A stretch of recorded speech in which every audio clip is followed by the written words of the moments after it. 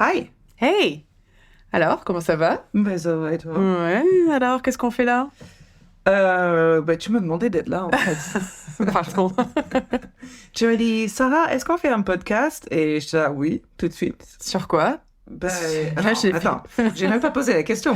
Je dis, ah oui, moi, je veux bien. Et j'ai demandé après parce que je disais, ah ouais, trop cool, je vais passer plus de temps avec ma copse. Et là, j'ai fait... Et ça te dit de parler de meurtre? Oh. Bummer. Non, mais j'ai l'habitude. Parce que, en fait, ouais, en vrai, moi, toi, tu vas raconter, mais moi, les meurtres, bon, c'est pas mon kiff énorme, je suis pas obsédée des serial killers. Je trouve ça intéressant de true crime comme tout le monde. Mais j'ai un mari qui est juste, on peut le dire, obsédé C'est avec bien ça. tout ce qui est meurtre. Et donc, le nombre de fois où je me réveille à 3 heures du matin et j'entends Dana, Dana, sa tête a été trouvée à côté d'un frigo dans un terrain vague. Toujours mettre la tête dans le frigo, voilà. par contre. Moi, je suis là, chérie, tu peux peut-être éteindre pendant, tu me donnes des cauchemars. Donc, en fait, je suis versée dans le meurtre. J'en ai vu, je suis baignée là-dedans de par son obsession. Et il s'avère que mon mari que j'ai connu après toi, ma meilleure amie, tu étais aussi obsédée avec ça. Complètement. Mais moi, depuis que je dois avoir 11 ans, à peu près, enfin, j'étais tombée sur un documentaire sur Ted Bundy ou Jeffrey Dahmer. Et là, ça a été... c'est parti de là, c'était l'obsession à La commencer. révélation. La révélation, en fait. C'était pas en soi le meurtre. Bien sûr que c'est pas bien, il faut pas le faire. c'est clair. Je pense que tout le monde qui aime le true crime est d'accord que le meurtre, c'est pas bien. Il faut pas le faire. Don't do it. Mais écoutez l'histoire après C'est les fascinant. faits, C'est n'est-ce pas? fascinant. Et en fait, moi, c'était cette espèce de recherche de pourquoi est-ce que tu en arrives à ça, qu'est-ce qui fait que, psychologie, etc., etc. Et bon, on sait toujours pas, hein, clairement, mais même tu arrives à voir certaines choses qui peuvent expliquer, en fait, certains comportements. Enfin, il y a des sources, en fait, qui sont un peu communes, c'est assez intéressant. Ben, c'est fascinant, en fait. C'est fascinant. C'est comme toute chose autre, tu peux pas l'imaginer. C'est Donc, irréel. et ça touche tellement pas à nos vies, enfin, Ouais. on l'espère, qu'on Toujours. peut continuer à être fasciné avec C'est ces ça. histoires. Donc voilà, on en est là. Et pourquoi du vin? Bah, parce que c'est un peu... J'ai la main en l'air. Ouais. En fait, les meurtres, c'était ton idée, et le vin, c'était le mien. Voilà. Donc, allez, des meurtres et du vin. Voilà. Parce que j'ai dit, attends, on va passer une soirée entre copines, on va boire du vin. Obligé, c'est pas possible. C'est obligé. Et du coup, donc là, le concept, c'est que donc nous, on est avec notre petit verre. Regarde, hein, chin. Mais Sarah va très souvent, même, à mon avis, tout le temps passer en premier parce qu'au bout d'un moment, J'ai pas C'est- besoin de troisième personne. ses lèvres ne veulent plus fonctionner. Alors, non, c'est que moi, j'ai peut-être bu un verre de plus que Charlotte, Sûrement. ce qui est notre habitude. Et donc, je vais commencer avec mon histoire, ce qui a été ma suggestion, parce que aussi, je me rends compte, pour que ça tienne encore la route. Et en plus, mon histoire, il est écrit en anglais et je le traduis en même temps que je le dis, donc temps de réflexion est quand même important. Je vais commencer, je vais te raconter une histoire, et ensuite tu vas suivre Et je te raconterai avec la une mienne. histoire. Voilà. Alors, de temps en temps, peut-être qu'on renversera, on verra bien. Oui. Allez, on se laisse un peu de flexibilité quand même. Oh oui, c'est ça Ok. qui est beau. Je commence? Allez, bah vas-y, c'est parti. Ouais, c'est parti. Donc, j'ai choisi une histoire. Pourquoi? Parce que je ne suis pas française, si ça ne s'entend pas. Et j'ai choisi une histoire de chez moi, qui est dans la Californie des États-Unis. Parce que, en fait, c'est un endroit qui a eu pendant un petit moment une historique très intéressante concernant le meurtre, parce que c'était considéré comme le capital du meurtre des États-Unis. Ah, Ce qui est quand même un sacré putain d'exploit. c'est clair. Médaille, Voilà. bravo. Ouais, exactement. Oui, ils ont eu plein de médailles pour ça. Bon. Donc, j'ai choisi l'histoire qui est pas très très connue d'un monsieur. Enfin, il est connu, mais il est moins connu et pour une belle raison, je raconterai. Il s'appelle Herbert Mullin. Je connais pas. Voilà, la plupart des personnes, ils connaissent pas. Alors, je vais juste le dire pour mes sources, parce que c'est important de dire. J'ai utilisé forcément Wikipédia. J'ai utilisé un épisode de My Favorite Murder. Et j'ai utilisé un épisode, je vais le dire en anglais si vous ne comprenez pas, sorry, et il s'appelle TV Absolute Crime Born to Kill. Voilà, exactement. Oui, c'était une épisode d'un documentaire. Donc, j'ai choisi cette histoire donc parce que ma ville natale de Santa Cruz, Californie, où certaines meurtres se sont passés, c'est une ville assez rigolote. Enfin, c'est une ville balnéaire sur la mer. Elle est magnifique. Il faut aller la voir. Toi, t'as déjà vu. C'est très beau. C'est très, très, très beau. C'est bobo, c'est bourgeois, c'est hippie. Et c'est un endroit qui coûte quand même vraiment cher pour y habiter. Donc, mais il y a quand même plein de gens un peu space. Voilà, il faut le voir, l'endroit. Donc, Herbert Mullin, c'est qui? Il est né, en fait, dans un village à côté de Santa Cruz qui s'appelle Felton. Et Felton, c'est un village, je dois être à 1 mile, un ciseau 9, qui est le mot technique, de Santa Cruz, berger, pardon, dans les Séquoias. Et il est né en 1947. Alors, ce qui est intéressant dans les meurtres de Herbert Muller, parce que c'est un serial killer, un tueur en série. Tout à fait. Et en fait, il était actif, il était en train de commettre ses crimes en même temps que Edmund Kemper, qui est très, très, très connu. L'ogre de Santa Cruz. Voilà, et c'est pour ça que Santa Cruz a eu justement le dénommé capitale des meurtres des États-Unis, parce qu'il y avait Pif et Pouf. Pif et Pouf, paf et pif, clic et clac, tic et choc. Je sais pas, tout ça quoi. Donc, en fait, Herbert Mullin, c'est qui? Donc, cet jeune homme né en 1947 d'une famille tout à fait lambda, normale. C'est un jeune garçon très, très beau, très athlétique, très poli. Et d'ailleurs, vous savez, on a ce qui s'appelle un yearbook aux États-Unis. C'est un livre, en fait, chaque année que tu es à l'école, au collège et au lycée, ils sortent un livre avec les photos de tout le monde, les photos de leurs événements, de leurs fêtes. Et ils font aussi quelque chose où ils votent le plus populaire, le plus beau. Voilà. Et Herbert Mullin, le tueur en série, a été voté le plus propice à rencontrer de succès. Eh ben écoute, faut le faire. Voilà. Il a eu un succès. Hein. Oui, voilà, c'est pas la même voie. C'est pas une voie traditionnelle. Voilà. Inattendu son succès, je pense, en tout cas pour ses camarades. Voilà. Ah mais tiens, Herbert. Il s'est beaucoup drogué. On en parlera plus tard. Ça n'a pas aidé.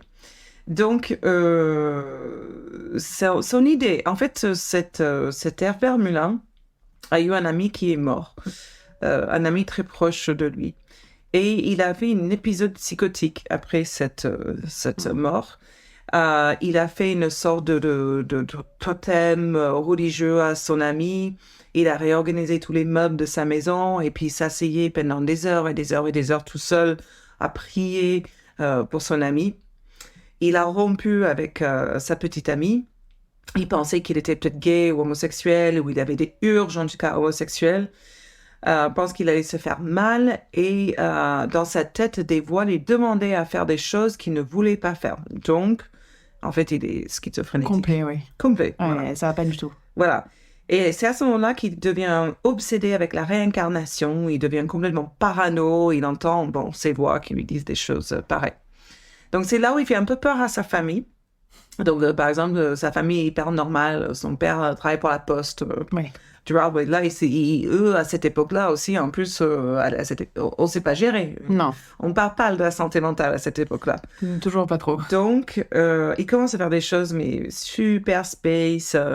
Il demande à sa sœur de faire l'amour avec lui, ce qui était d'ailleurs très homosexuel. Donc, il y a des contradictions dans son histoire. Et à une dîner familiale, il commence à imiter son beau-frère de mari de sa sœur. Et en fait, cette chose qui va avec la schizophrénie, mais qui s'appelle l'exopraxie, qu'on ne savait pas à l'époque, où en fait, on va imiter quelqu'un d'autre de façon complètement compulsive. Okay. Donc, par exemple, son beau-frère utilise une fourchette, il va l'utiliser, mais il essaie d'imiter les mouvements exacts. Le beau-frère se lève, il va à l'évier, il va se lever et aller à l'évier. Enfin, il fait toutes ces choses-là. Et là, il commençait à faire paniquer sa famille. Les repas de famille chez Herbert sont pas... Ça doit être... J'en ai eu pire. Hein.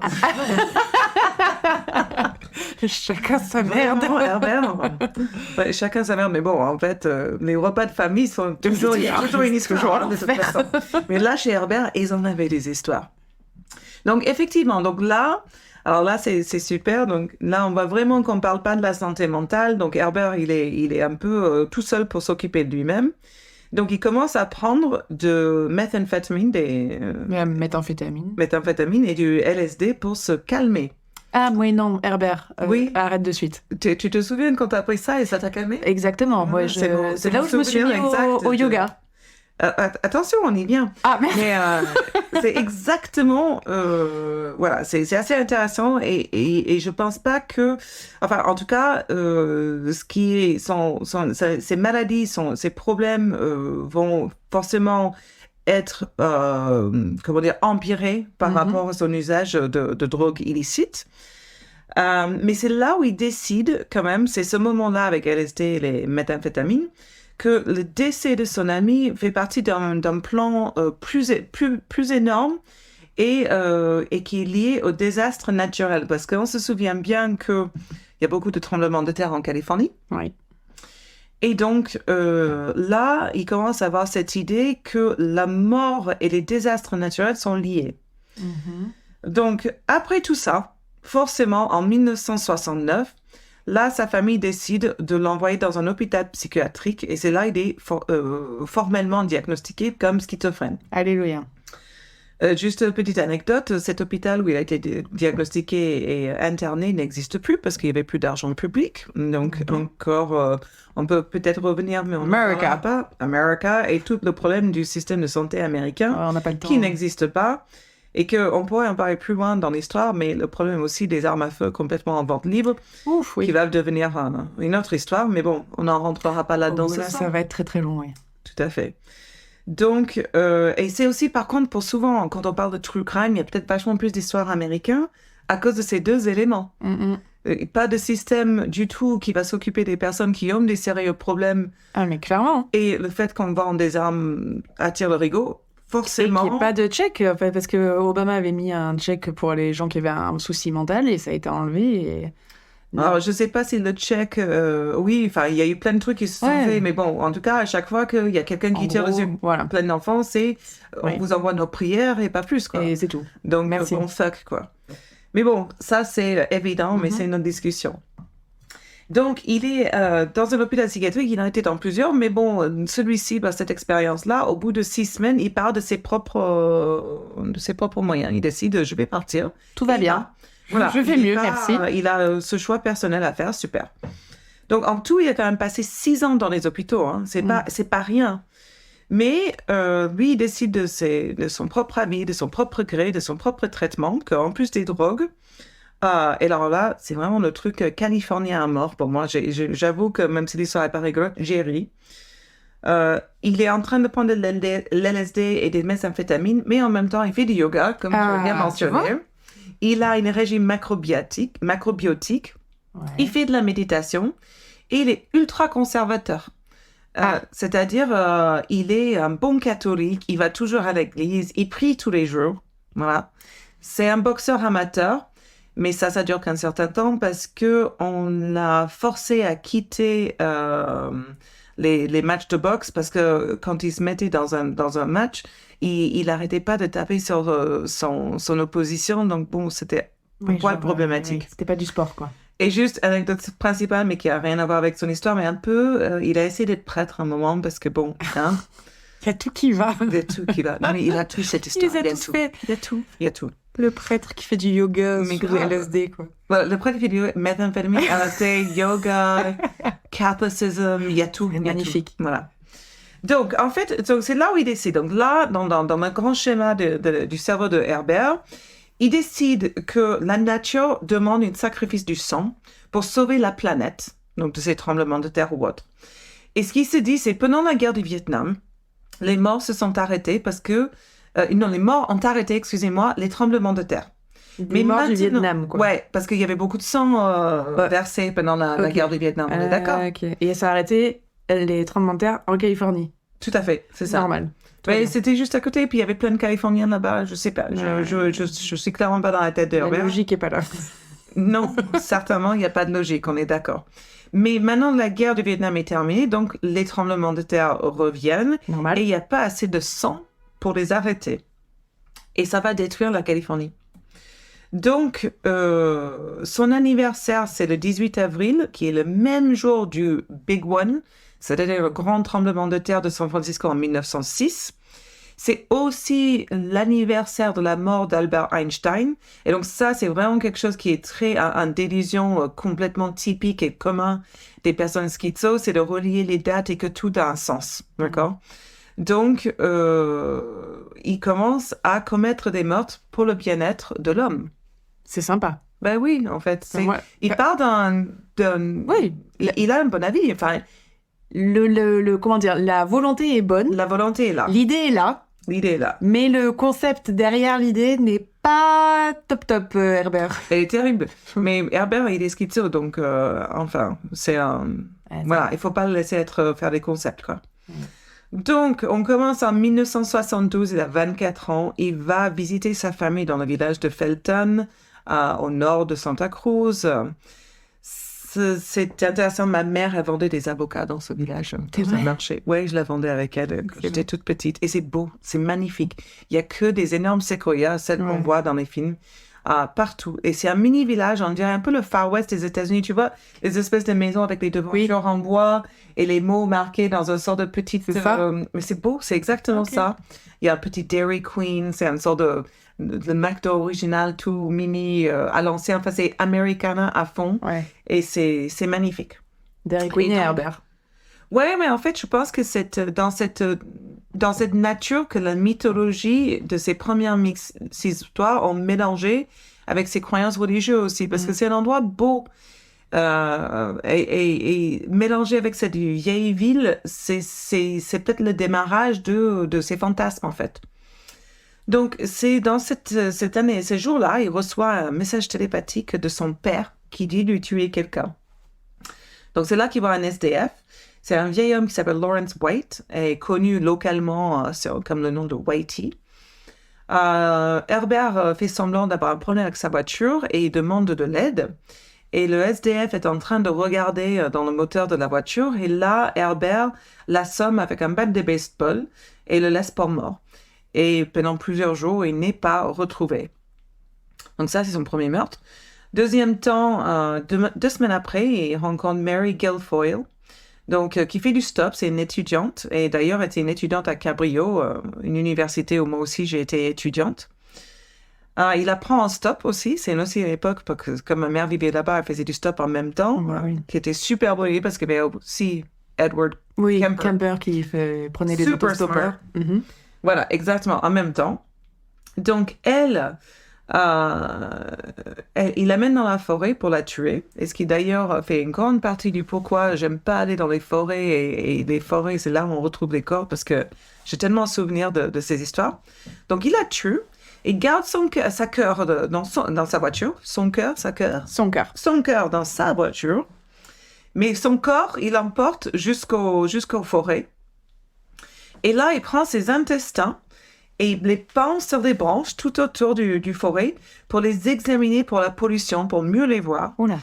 Et quand il retrouve du coup son corps, il ne reste qu'une squelette. Et c'est vrai que la police, à ce moment, il pense que c'est Kemper, ce mort-là, que c'est lui qui l'a tué. Il se mélange de tueurs en série parce que Menin étant un peu fou, il n'a pas de MO. Oui, il n'a pas de modus operandi, mode opératoire. Mode opératoire, voilà. Donc, voilà. Donc, le 2 novembre, il rentre, donc la même année, on est toujours en 72, il rentre dans une église et il retrouve le prêtre Father Thompson, donc un prêtre qui était résistant dans la Deuxième Guerre mondiale, très respecté. Et là, il va confesser ses 2 meurtres parce qu'il a encore de la culpabilité par rapport à ce qu'il fait à cette étape-là. Il donne tous les détails de meurtre, il parle de ses croyances romaines catholiques, mais il dit en même temps que peut-être que c'est ça qui lui a causé problème. On n'ira pas sur ce sujet. Non, ouais, c'est un peu trop long. Hein. Mais c'est au moment où il finit d'admettre tout ce qu'il a fait au prêtre qu'il entend une voix, encore une fois, où là, c'est la voix du prêtre qui lui dit « Je suis ton sacrifice ». Évidemment, c'est les bras dans l'air, Jésus sur la croix. Voilà. Et donc là, il le poignarde plusieurs fois dans le cœur et il s'en va en courant. Ok. Yep. Et là, il y a quelqu'un qui le voit, mais malheureusement, cette personne va le décrire comme grand et mince. Et il était petit et gros? Ben, ma foi, non, grand et mince, c'est pas assez pour la police. Ah oui, d'accord. Malheureusement, ce témoin était aveugle. À délimiter. Surtout à l'époque, il y avait plus de minces aux États-Unis. Ben, il n'y a pas grand-chose à grailler. Hein. Non, mais c'est qu'aujourd'hui, il y a plus de groupes. Ah oui, c'est vrai, depuis le Dairy Queen, le premier Dairy Queen, Oui, il y a fait des McDo. petits, hein. Ah, les petits, c'est McDo, Burger, et tout le tralala. Effectivement, enfin bref, ça les a pas aidés du tout. Mais la c'est vrai police. que maintenant, les serial killers ont du mal à courir. Donc c'est ça qui est bien. Alors, je sais pas s'il y a des serial killers obèses jusque-là. Ah, ce serait intéressant, faudrait regarder. Mais bon, on va pas commencer à nier les personnes obèses parce qu'il y en a qui sont rapides, flexibles, des athlètes. Calme-toi, toi. C'est pas du tout le sujet qu'on dit là. On est gentil. Voilà. Donc, là, plus tard, il racontera que le prêtre en fois s'est offert comme sacrifice et en plus qu'il a pardonné. Parce que c'est un... Ah bah, prêtre. oui. En fait, la signe du croix. C'est beaucoup trop facile. Passons. Donc, là, il décide qu'il va essayer de devenir marin. Il va... parce qu'il se fait à l'armée. Je suis désolée, je rigole parce que ce qui est rigolo, c'est qu'il valide l'examen physique et psychologique. Oh merde. S'il vous plaît. Oh putain. Donc c'est des gens qui vont faire la guerre dans les pays, d'accord, on est bien. Yes. Mais On est comme bien. il a été arrêté à plusieurs reprises, il est au final rejeté. Ah, c'est bien. Voilà. Et il dira plus tard que si jamais on l'avait admis comme marin, il serait jamais devenu tueur en série parce que peut-être qu'il aurait tué des personnes avec... Mais il a déjà L'accord- tué. Non, mais avec l'accord du gouvernement, s'il te plaît. Ah, donc du coup ça aurait été bien. Voilà, tout à fait. C'est dommage, hein. Yes, c'est Mhm. tellement dommage. Ouais. Je suis d'accord avec toi. Donc, c'est à ce moment-là, alors par contre, il a quand même quelques moments de clarté, ce cher Hubert, où il arrête de prendre l'LSD, mais comme sa schizophrénie violente est hors le contrôle, il se dit qu'il y a une Conspiration. Ouais. conspiration. Et là, il pense que ses parents y participent. Donc, en fait, c'est là où il décide d'aller tuer un homme qui s'appelle Jim Janera, qui est le gars qui lui vendait de la bœuf au lycée. Hum. En fait, il fait partie de la conspiration. Donc, c'est lui qui est la cause de tous ces problèmes parce qu'il a présenté à la drogue, ce qui est un peu en contradiction avec ce qu'il dit que les personnes se présentent dans sa tête pour demander à être tué. Mais bon, il est schizo, donc Oui, ça fait pas là, sens. c'est la première chose logique qu'on a entendue en fait, Mhm. depuis le début. Donc, là, une voix lui dit dans sa tête qu'il faut acheter un pistolet parce que c'est un peu plus propre pour tuer. Et là aussi, c'est logique dans sa voix. Cette J'avoue. voix, elle est vraiment... Enfin, c'est le Siri... On peut pas compter dessus. De l'époque. C'est vraiment... Hey Siri, Hey Siri. get a gun. It'll help you kill people. Yes, thank you. Avec ça, c'est ça. Magnifique. Donc, encore une fois, il écoute la voix. Hein, tu Tu peux pas faire Voilà. autrement. Mais jusque-là, elle n'a pas induit en erreur, quoi. Enfin, comment dire? Si, oui, non, pas trop. Donc, Oui. en janvier, le 25 janvier 1973, il va jusqu'à aller à la maison qu'il a connue, Jim Janera, où il habitait au lycée. Mais là, il rencontre Kathy Francis, une femme qui vit là, à cette époque-là. Et c'est rigolo parce que c'est juste à côté d'un endroit en Californie, dans tous ces séquoias, qui s'appelle The Mystery Spot. Alors, franchement, j'ai jamais été, parce que c'est une attrape touriste, Santa Cruz. Mais c'est une sorte de maison-endroit où on va vous parler des trucs mythiques, où en fait, il y a de la gravité n'existe mystique. pas, et tu peux flotter, mystique, voilà. Ouais. Et on flotte, ou je sais pas, c'est un peu n'importe quoi, mais il y a des gens qui payent une quantité de thunes pour y aller tous les ans, tous les jours, je sais pas. Et donc, forcément, il est fortement attiré, il y a plein de choses qui se passent pour lui dans sa tête. Donc, cette Kathy Francis, elle explique que Jim Janera ne vit plus dans cette maison. Mais c'est son ami. Donc, elle va à sa nouvelle maison. Oh non, Cathy. Pauvre Cathy, ouais. Donc, il va à la maison de Jim Janera, il le tire dessus, il le tue lui et sa femme Joan. Et ensuite, il va les poignarder une fois qu'ils sont morts. Donc, l'histoire de meurtre plus propre, apparemment, il a fait une croix dessus. Mhm. Et ensuite, il retourne pour tuer Kathy Francis dans sa maison. Et là, c'est la partie, pour moi, la plus triste de l'histoire parce qu'il va aussi tuer ses deux jeunes fils. Ah, quelle horreur. Les deux jeunes garçons jouaient à un jeu dans leur lit superposé. Et la police constate qu'il a dû tirer un par le pied pour le sortir de lui, pour mieux le poignarder. Oh mon Dieu. C'est une terrible histoire, mais cette histoire a pu montrer, on en parlera, la préméditation. Et c'est comme ça qu'il a été, Condamné. condamné au D'accord. meurtre au premier degré. Ok. Voilà. Alors là, malheureusement, la police pense, parce que cet endroit, il y a beaucoup de personnes qui font pousser de la bœuf. Donc, il se dit que là, les deux meurtres sont liés à la drogue. Donc, il pense plus du tout à tuer en série. En plus, il a un pistolet. Enfin, ça n'a rien à voir avec les premiers. Donc, 2 semaines plus tard, là, il va dans le forêt de séquoia de Henry Cow. Et là, il voit 4 ados qui font du camping. Donc, Robert Spector, âgé de 18 ans, Brian Scott, 19 ans, David Oliker, 18 ans, et Mark Drebelbis, 15 ans. Il leur dit qu'ils travaillent dans la forêt, il leur demande de partir parce qu'ils vont la polluer. Les garçons l'ignorent, donc il les tue tous par pistolet. Puis ils avaient un pistolet sur eux, il la pique et il leur vole $20. Leurs corps sont retrouvés à peu près, je crois que c'est 1 semaine après. Alors là, imagine-toi que c'était ce policier. Quand les corps sont retrouvés et qu'ils doivent faire toutes les analyses, ils ne peuvent pas enlever les corps parce qu'ils n'ont plus de lumière de jour. Ouais. Donc là, il y a 1 ou 2 policiers, mais en tout cas, moi, j'ai entendu le récit de un, où ils doivent passer les 4 nuits avec les corps dans le Oh forêt. mon Dieu. Donc, les corps d'adolescents, d'enfants, d'accord? Ils doivent les passer dans la forêt et qui sont là depuis 1 semaine. Donc, ouais. vous savez, une certaine avancée de pétrification. Et le policier la raconte pour la plus longue nuit de sa vie. Ce que je peux seulement imaginer. M'étonnes. Tout à fait.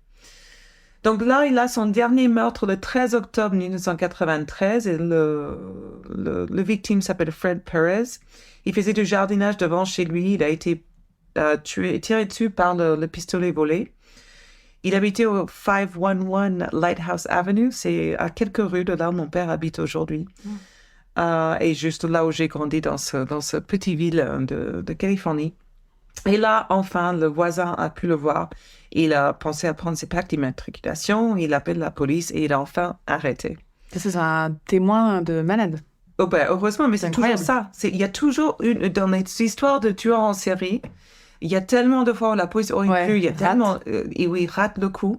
Et c'est toujours un témoin qui un témoin lambda Ouais. qui a la lucidité De soit prendre les plaques d'immatriculation, soit... C'est ça. Enfin, c'est incroyable. À chaque fois qu'on regarde, il y a tout. On en parlera. Hein. Mais oui, c'est ça. Et c'est là où tu dis, mais qu'est-ce que je ferais dans ce cas-là? Ben, en fait aussi, tu dis, bon, la police, ils font beaucoup de travail. Je veux pas dénigrer leur travail, mais il y a quand même tellement d'histoires où c'est une lucidité d'une personne qui n'est pas des forces de l'ordre.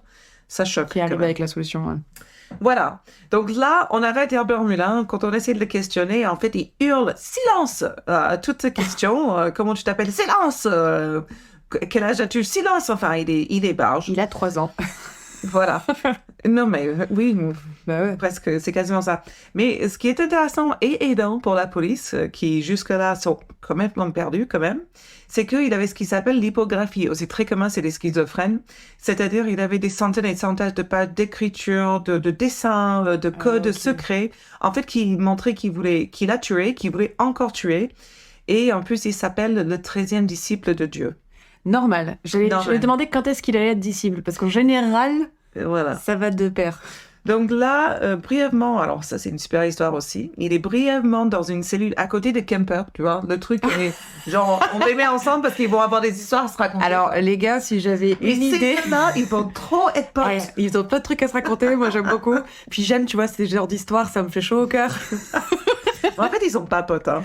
C'est rigolo. Parce que Kemper, quand même, c'est un fou furieux, mais il était pas con. Il était très intelligent. Super intelligent. Et je trouve que Mullin, c'est un gros con. Il le supporte pas. Et Mullin, en fait, il chante tout le temps. Il chante. Quelle horreur. Donc, il rend fou Kemper. Mais Kemper, il découvre qu'en fait, Mullin, il adore les cacahuètes. Ah ben, il devait écouter Jules, alors. S'il aime les cacahuètes. Oh, je comprends pas ta blague. Elle n'a pas... Fallait juste que je dise Jules, quoi. Ah, d'accord, ok. Donc, passons. Kemper, il arrive à comprendre que s'il donne les cacahuètes à Kemper, il arrête de chanter. Donc, il devient comme son chaîne de Pavlov, genre clic, clic, cacahuète, il arrête de chanter.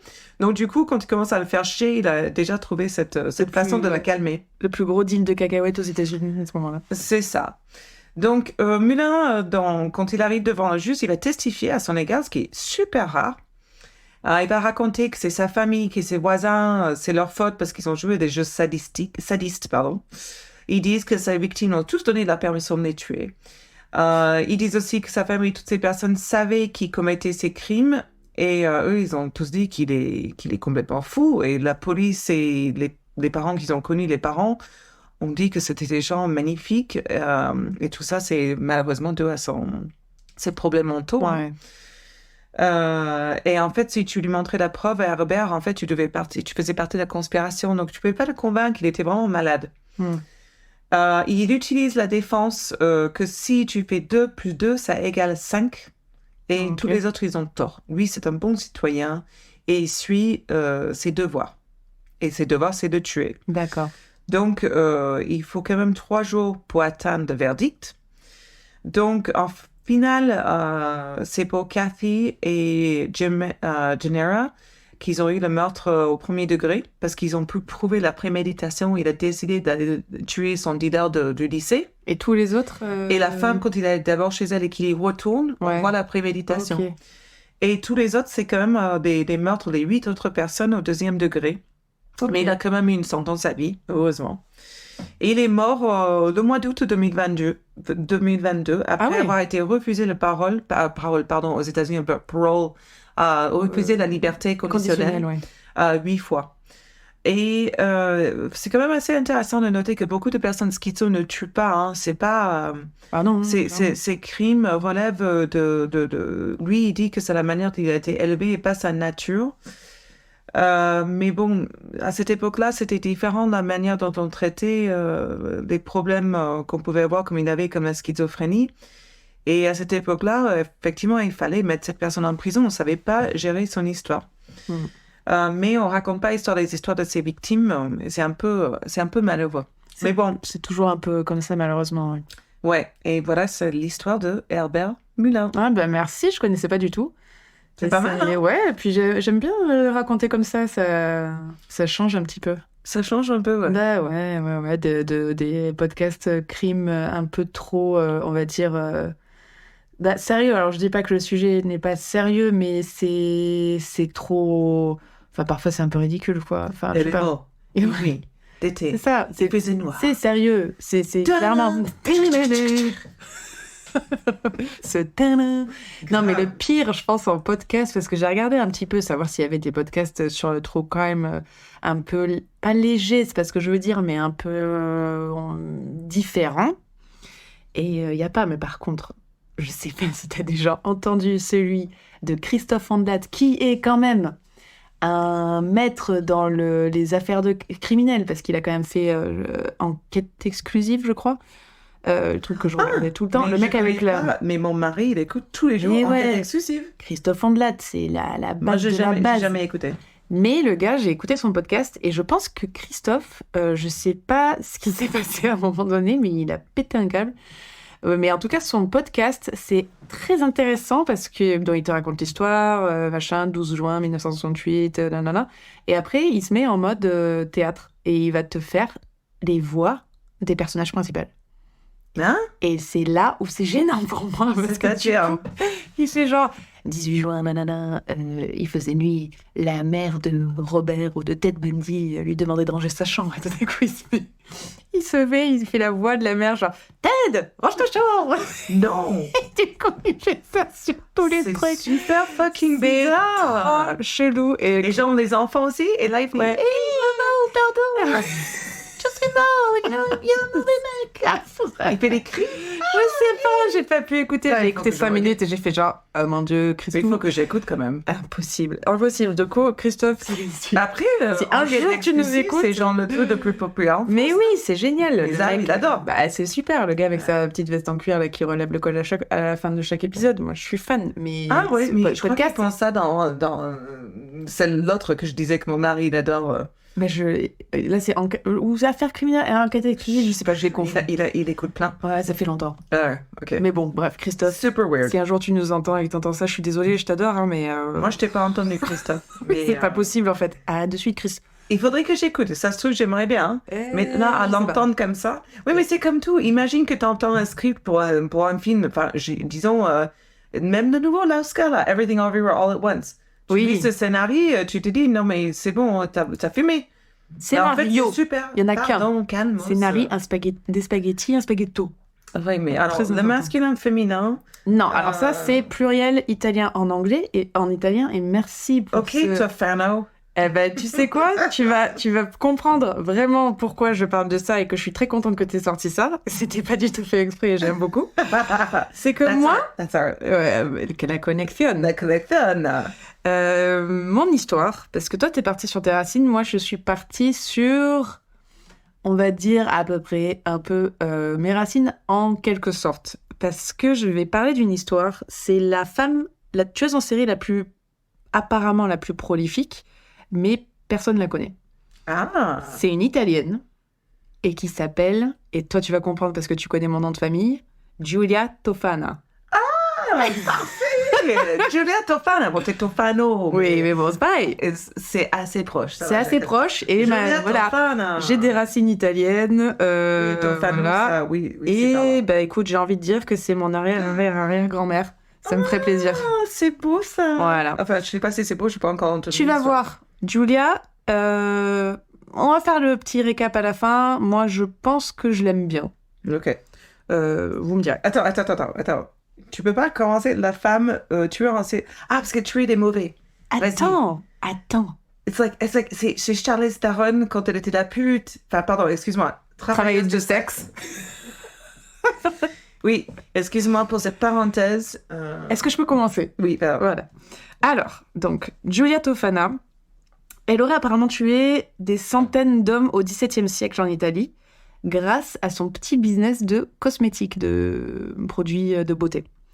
En fait, elle vendait une concoction qu'elle fabriquait elle-même qui s'appelait Aqua Tofana, donc l'eau Tofana, qui contenait du plomb, de l'arsenic et de la belladone. La belladone. Est-ce que tous les trois sont poisonneux? Alors, le plomb, tu pouvais le trouver dans des petits trucs de maquillage à l'époque, en fait, par exemple pour le teint, parce qu'en Italie, même en France... Poisonneux. Oui, c'est poisonneux. L'arsenic aussi? Oui, l'arsenic, clairement, n'en prenez pas. Et le belladonna aussi. Et la belladonna aussi. Ouais, c'était Mais en super, fait, sa fabrication. La belladonna, elle était utilisée en Italie déjà par les... je pense les femmes qui pouvaient se l'offrir, je pense. Tu le prenais en petites gouttes, genre se verser une goutte dans chaque œil pour se faire dilater la pupille. Ça donnait un regard un peu plus ténébreux. Alors, on est en quelle année? Parce que depuis quelle année? 17e siècle. Voilà, parce qu'on est connes depuis le 17e ou avant. Très conne. À se faire des conneries. Pour les mecs. Pour avoir Voilà. des pupilles plus larges. Pupille plus large. Elle aurait pu prendre de la coque, au moins elle se serait amusée. Ah ben, clairement. Ou elle rejoint Herbert, elle prend un peu du LSD et tout le monde est content. Tout à fait. Voilà. Et le truc, donc voilà, la belladonna, les femmes l'utilisaient dans les yeux donc pour dilater les pupilles. Le plomb, apparemment, c'était déjà dans certains produits de beauté. Oui, de poudre de visage. Voilà, exactement, Oui, pour éclaircir.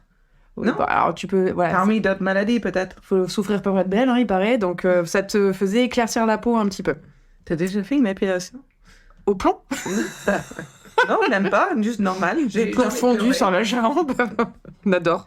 Ah, mais une fois, on m'a fait la moitié du bikini, j'ai failli pleurer et partir avec l'autre moitié. Comme Al-Face, là, dans Batman. Face off. Face off. Pussy off. Donc là, on est clairement sur le produit donc, de Giulia, produit bio, en vente dans toutes vos pharmacies. Ensuite, donc là, on est à la Renaissance. Donc, à l'époque, les mariages arrangés, hein, c'était commun. Encore plus dans les cercles un peu aristocratiques, parce que bon, bah, si t'es une fille de bonne famille, bah, t'es carrément une monnaie d'échange. Hein, donc, t'étais forcée à te marier avec certains hommes. Et elle se faisait souvent soit violer, soit tabasser, soit... Effectivement, tu avais aussi le problème de la mort en couche, quand il n'y avait pas de système Souvent. Voilà, donc tu mourais en accouchant, et c'était pas la voie choisie de ces femmes à l'époque. Donc, parfois, elles se sentaient impuissantes et elles cherchaient une solution. Le divorce, on n'en parle pas. Bien sûr. Donc, qu'est-ce qui reste? C'est le meurtre. Tout à fait. Voilà, donc ça reste la seule option. Je dis pas... Hein, maintenant, on a d'autres options. Hein, le divorce est légal. Ne tuez pas, hein, on le répète. Donc, alors, Giulia est originaire... Dans mon cas où, on sait jamais. Elle est originaire de Palerme. Et on dit qu'elle est la fille de Tofania d'Adamo, qui était une apothicaire, qui avait été exécutée aussi pour avoir empoisonné son mari. C'est une affaire de famille. Je trouve ça beau, personnellement. Oui. Parce que, tu vois, les traditions qui perdurent.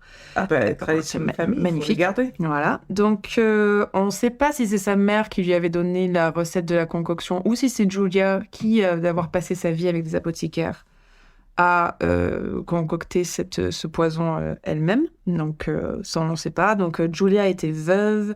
Elle avait une fille, elle est même devenue à un moment donné courtisane à la cour de Rome, donc c'était quand même quelqu'un. Et puis haut placé au niveau de la société à cette Voilà. époque. Ok. Et du coup, Julia met au point une eau d'arsenic qui était incolore, inodore, insipide aussi, mais extrêmement toxique et qui pouvait causer la mort en quelques gouttes.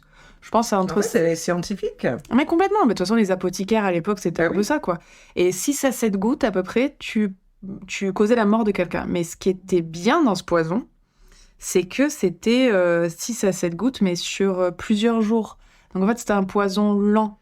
Mais l'arsenic, ça a toujours été utilisé comme un poison lent. Et voilà, donc ça, la bonne chose d'un poison lent, c'est que du coup, le mari, t'as l'impression qu'il a une maladie qui s'aggrave et qui s'aggrave. C'est le cas avec l'arsenic de manière générale. On le donne, on croit qu'il devient tout blanc, il vomit tout, il ne peut plus garder. À cette époque-là, ils ont une maladie, on ne sait pas quoi. Et puis voilà, et là, bon, tu fais venir le médecin il te donne un truc, tu remets un petit gougoute dans la soupe, etc. Donc, pourquoi elle fait ça, notre juge nationale En fait, elle est vraiment dédiée à la cause des femmes qui sont coincées dans leur mariage, qui sont violentées par leur mari et qui n'ont pas forcément les moyens de faire autre chose, parce qu'à l'époque, t'avais pas beaucoup de solutions. Hein. C'était tu te mariais, tu mendiais ou tu finissais pour vendre ton corps et voilà. Donc les options étaient limitées. Ouais. Un petit peu, oui. Donc, première dose, les hommes avaient des syndromes grippaux. À partir de la 3e dose, très mal en point, vomissement, diarrhée, déshydratation, sensation de brûlure dans l'estomac, etc. Et 4e dosage, caput. Bye bye. C'est finito, monsieur. Merci, au revoir. Bisous. Donc, je suis pas en train de dire que je condamne, que je trouve ça bien le meurtre. Mais bon, c'était une époque. Elles n'avaient pas d'autre choix. Oui, non, mais c'est ça. En fait, tu peux pas blâmer des femmes qui cherchent une solution. Je pense que le fait, tu vois, ces femmes qui sont allées chercher un poison, elles n'ont pas fait ça de gaieté de cœur. C'est une autre discussion qui est beaucoup plus large, qui est de comment on estime la situation des femmes. Oui, et puis comment les choses étaient faites à une autre époque, même pour les hommes. C'est ça.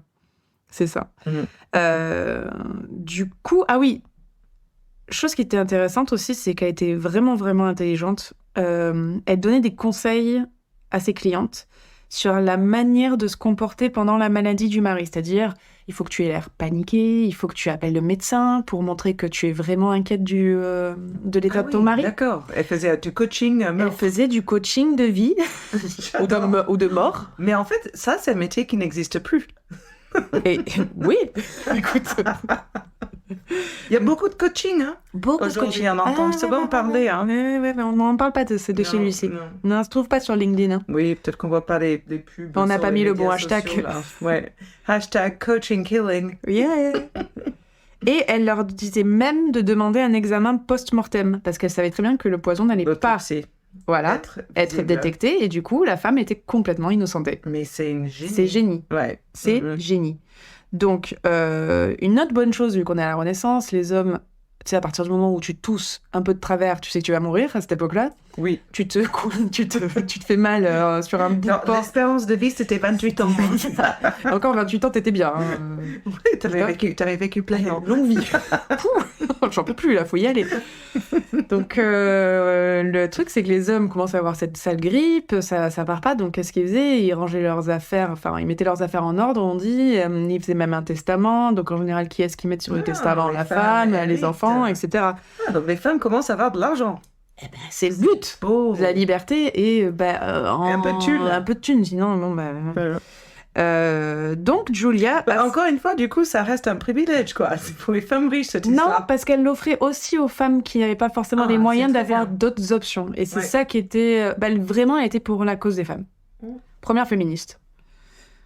Et du coup... Intéressant. Voilà. Et du coup, elle devient donc super populaire auprès des femmes parce que tout le monde avait des problèmes. Oui, clairement.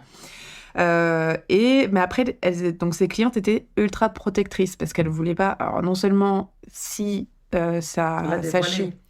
Julia serait arrêtée et exécutée, mais en plus, les clientes aussi. Donc, du coup, elles étaient très protectrices. Elles ne conseillaient ses services qu'à des gens à qui elles avaient extrêmement confiance. Même C'est Julia, incroyable. même Julia, de son côté, faisait comment t'appelles, des checks d'identité.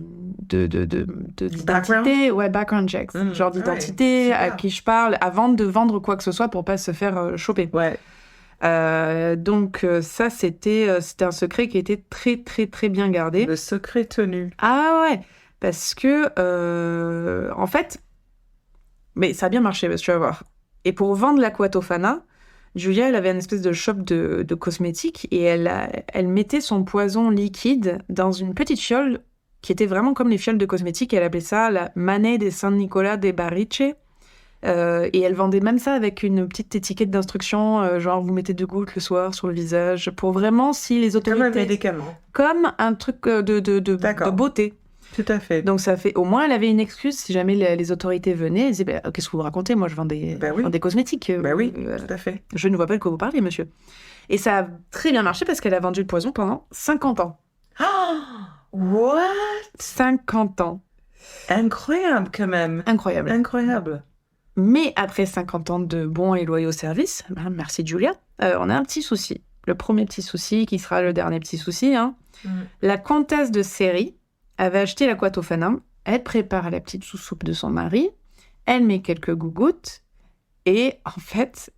Quelqu'un d'autre. Non. Il prend 2 cuillères, genre. Et elle hurle, genre, arrête de manger. Et elle hurle. Elle revient sur sa pas, elle a la culpabilité. Et je sais pas si t'as déjà empoisonné quelqu'un. Non. Mais si Pas jamais... que je sache, mais j'ai cuisiné quelques mauvais repas de personne n'en est mort.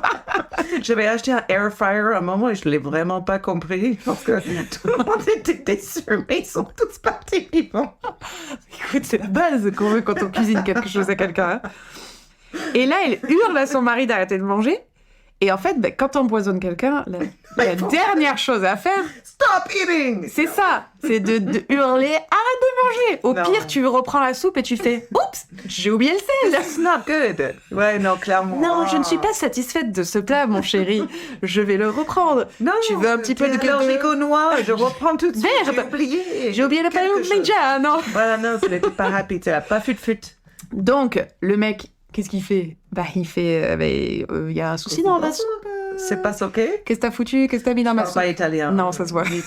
Espagnol.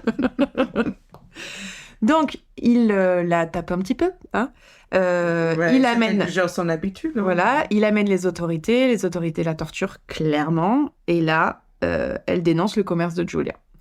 Donc, la rumeur commence à circuler comme quoi Julia a été dénoncée. Ça lui arrive aux oreilles. Et là, les gens lui disent, fais gaffe, ça commence à sentir très très mauvais pour toi. Donc elle s'enfuit et elle demande refuge dans une église, donc l'église la réfugie. Mais il y a des rumeurs qui commencent à circuler sur qui est cette femme qui est réfugiée dans cette église et ce qu'elle a fait. Et ensuite, il y avait aussi une rumeur qui était complètement infondée, qui disait que Julia avait empoisonné les ressources d'eau potable de Rome. Ah oui, d'accord. Tout Rome, bien sûr. Voilà, complètement infondé. J'adore les rumeurs. Mais ce qui a fait que la foule s'est énervée et a demandé à ce que l'Église relâche Julia. En fait, arrête de la réfugier. Donc, elle se fait arrêter et questionnée par les autorités. Enfin, questionnée... Oui, questionnée, c'est un gentil mot. Torturée. Et elle confesse d'avoir vendu assez de doses d'Aqua Tofana pour avoir tué 600 hommes. Entre 1633 et 1651.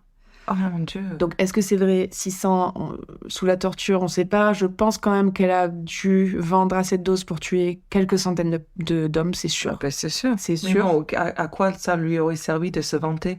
Je sais pas. Non, je sais pas, voilà. Donc, ça se trouve, elle en a tué plus et qu'elle a dit un nombre... Si ça se trouve, elle en a tué plus. Mais enfin, en tout cas, c'est incroyable. Elle est condamnée. Elle a aussi été obligée de nommer certaines de ses clientes. Alors après, elle se souvenait pas forcément. Donc il y a quand même, je crois, soit une vingtaine, soit une quarantaine de femmes, de clientes qui ont quand même aussi été jugées, étranglées ou même emmurées, vivantes. C'est incroyable. Enfin, Ça, c'est non, c'est pas incroyable. J'arrête de C'est dire ce mot. une autre époque. C'est une atrocité, mais bon, oui, Voilà. c'est une autre époque. Et Giulia donc se fait donc condamner et on dit qu'elle a été exécutée sur la place Campo dei Fiori à Rome en 1659 avec 3 apprentis. Mais il y a aussi pas une rumeur, mais bon, il y a aussi une légende comme quoi elle se serait échappée. Elle aurait trouvé refuge dans un couvent à Naples et elle a été retrouvée et étranglée en 1719. Et moi, celle que je préfère, même si tout le monde a démenti ça et on sait très bien que c'est faux.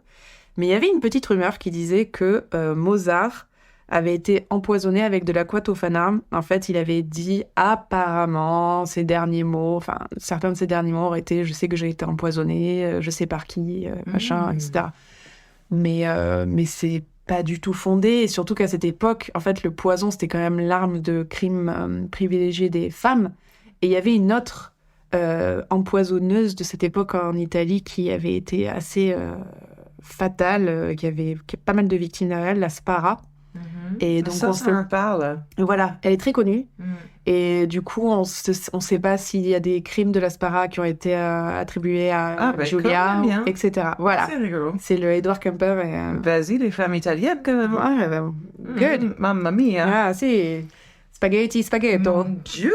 Voilà. C'est une super histoire. J'adore. J'ai jamais entendu. Bah, elle est pas connue du tout. Aqua Tofana, elle est pas connue du tout. Et c'est super intéressant parce que même si c'est pas 600, c'est quand même beaucoup. Et 600, enfin, même si c'est pas 600, mais c'est 100. Voilà, c'est énorme. Et du coup, c'est là où j'en viens à ce que je disais au début. Qu'est-ce que t'en penses? Est-ce que tu penses qu'elle a fait quelque chose de bien? Est-ce que tu penses que c'est une méchante une criminelle? Voilà, c'est ça qui est difficile. Alors, dans je ce suis cas. pas biblique, étant donné que je viens d'un pays où il y a encore la peine de mort qui existe et que forcément je suis très contre. Je ne pense pas que les horreurs que l'on fait aujourd'hui méritent la peine de mort. On est dans un... Oui. On est dans un truc voilà. où on va essayer de récupérer, de soigner, de faire autre chose. Après, c'était une autre époque, encore une fois. C'est ça, je pense que c'est difficile de le voir avec nos yeux d'aujourd'hui. C'est ça. Est-ce que le crime était fait par l'histoire et comment dire, l'impuissance des femmes vis-à-vis de leur situation? En tout cas, c'est une histoire romantique, quelque part. On peut la romantiser, on pourrait en faire un film avec ces femmes désabusées et certainement, on verrait cette femme qui n'en est pas une victime, qui est un meurtre, mais comme un sorte d'héroïne. Et d'ailleurs, c'est peut-être une de mes prochaines histoires. C'est un peu cette histoire, parce qu'on aime bien l'histoire de Bonnie and Clyde. Il y a certains tueurs qu'on aime. En fait, on a envie d'aimer, en tout cas. Et on leur raconte leur histoire comme... c'est des tueurs, mais on les voit comme des héros. On les aime comme eux. C'est ça. Et c'est intéressant. Ça, c'est super intéressant. J'avoue que là, c'est vraiment un sujet qui, pour moi, est nuancé et qui, là, ça m'intéresse plus que le meurtre en lui propre parce que c'est une histoire humaine au final. C'est ça, exactement. Donc voilà. On va en parler. Et on va en parler. Et j'ai bien aimé la similitude dans nos deux histoires. Je vais essayer de se surprendre de la même manière la prochaine fois. Chiche. Alors, par contre, ce qui était intéressant, ce qu'on avait dit, c'est que potentiellement des gens qui nous écoutent et qu'eux, ils ont des histoires qu'on n'a jamais entendues. Ah, c'est vrai. Parce que, en fait, c'est ça. C'est parfois, tu rencontres des gens et te disent putain, mais c'est vrai, moi, chez moi, il y a eu ce truc, cette histoire qui a été citée dans tous les journaux. C'est ça. Moi. Mais on n'en parle pas. Et non. On trouve pas beaucoup moi, j'en ai d'informations. pas eu. J'en connais pas en tout cas il s'est passé des choses, tu vois, à Montpellier, etc. Mais je les connais pas. Donc si vous avez ou si vous voulez nous contacter ou si vous avez des histoires, do it. on a un mail. Vous pouvez nous contacter à desmeurtres-du-vin @gmail.com. Donc sur ce, on espère que ça vous a plu. On vous donne rendez-vous pour la prochaine et Si t'aimais ça, like and subscribe. merci. Bonsoir.